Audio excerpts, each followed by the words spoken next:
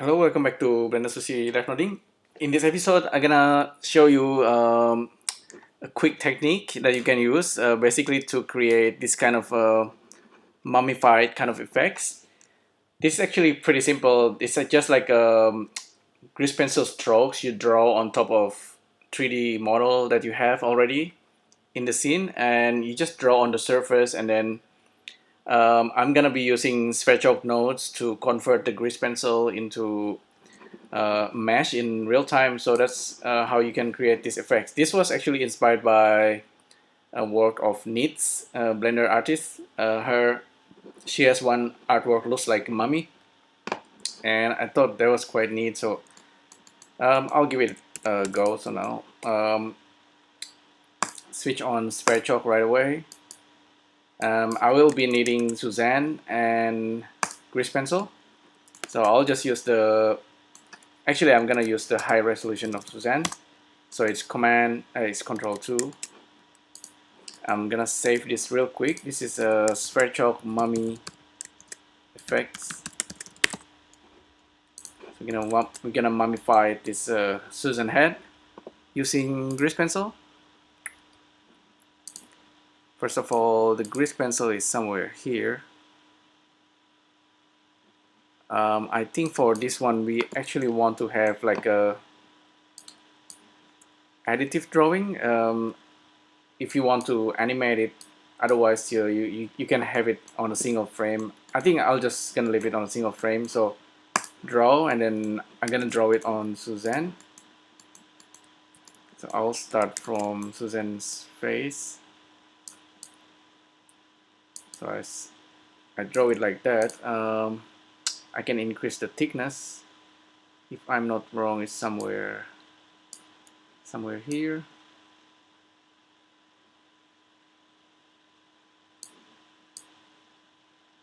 There we go. So we're gonna kind of just draw on top of Suzanne. It's totally up to you how you wanna draw the strokes. Just remember that it's gonna be like a mummified kind of effect once we convert it using Svercho. If you can see, this is currently it's like X-ray kind of mode. You can see the front and the back. If you don't want that, you can turn it off. So you just see it in from a certain angle. So we're just gonna keep doing the strokes. You can actually go over and just creating it like a kind of overshoot, kind of like a. It's actually more interesting if you actually go outside of the plane. So like we are pretty sure like once we are done with this drawing strokes, we simply switch to SVERCHOK and then start to do something interesting. So I think this is pretty good. This is enough for now. SVERCHOK, and then we're gonna use the object select, object ID selector. Gonna grab the grease pencil. Just grab the active frame, which is currently this is frame 1. Check it out using stethoscope. Actually, not stethoscope. It's the viewer draw. This guy is the vertices, so we can see all the points of the grease pencil. I already did this many times. Let's just use the vector interpolation very quickly. And I'm gonna use range float, count 0 to 1, and then plug this guy in, and then we can resample this guy really quickly. To make the resample a little bit nicer, we also want to do the length thing. So very quickly, script node light, and get our length measurement, path length. So now get our vertices, and then we get the length here that we can just plug into the count and just multiply that by a number. So now our resembling is more even. Now that we have this, the next thing we need to do is simply use a polyline viewer. Polyline viewer, of course, generates the curve for us, and we already starting to get this mummy kind of effect. I'm gonna hide Suzanne into a different layer. So yeah, this is actually already almost pretty much done. You can use bevel objects to get a kind of like a more flat what do you call this, the mummy thing, but that's probably you need to be dealing with the normal, but in this case, so I don't care too much about that. All I need to do is to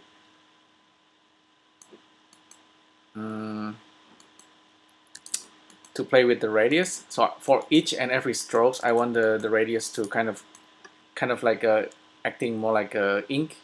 So it goes like thinner and then thicker and then back to thinner. So for that, I'm gonna use another script node and simply get this guy, draw override complex. This is actually RGB curve. You've seen me doing this already, and so this is pretty much same thing.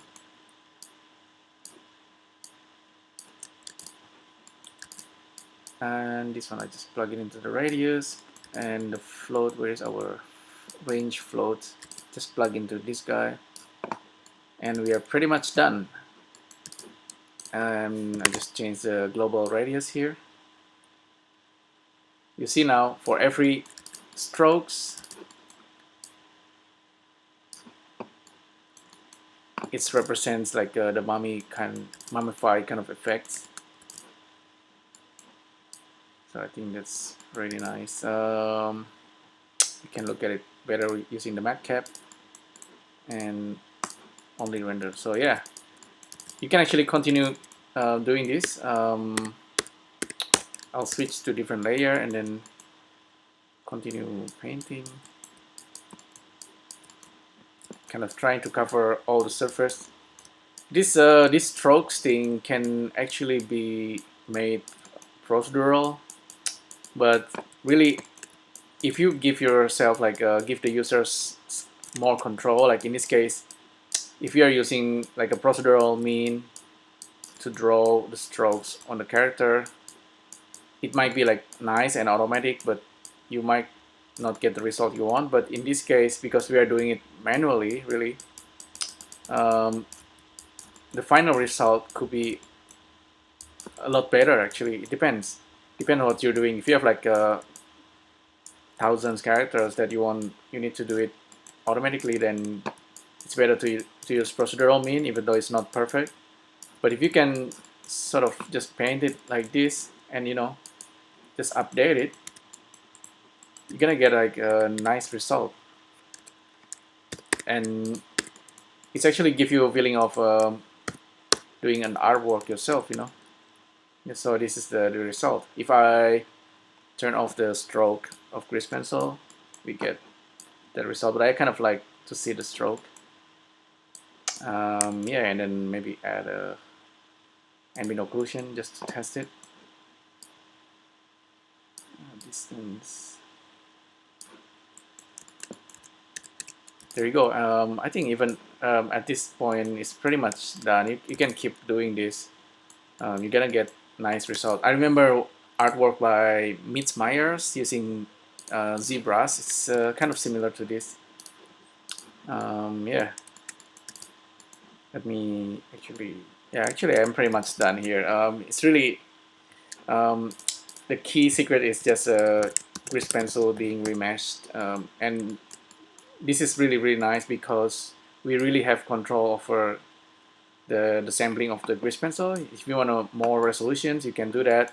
You can also control the subdivision of the curve, and you can even animate it a little bit. It's very cool. Just randomize input vertices, give it some kind of value here. This kind of 0.4. plug this into the curve. Okay, it's too much. 0.01. Randomize the seed a little bit. You see, we can get that kind of wiggle, and that I think that's really nice. Thanks to the SVERCHOK add-on, this is actually becoming so easy to do. Volumetrics. I kind of like the volumetric effects of the grease pencil, but at the moment I don't find any use for it. Then I can change the thickness and so on, but I found it's just not so useful for now.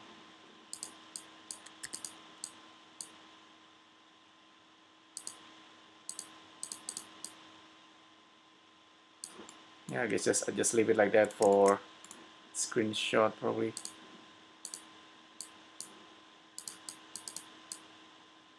Give it a little bit of tint. It's a bit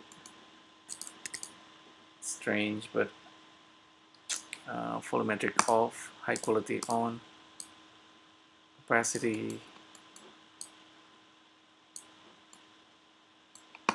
Yeah, I guess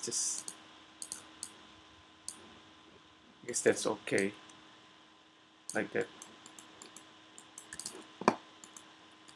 Take a screenshot for the video. Yeah, so that's pretty much it. Another techniques you can use. It's very basic. This is all the nodes you need. A lot of coolness happening in the background, and that's becoming so easy to do.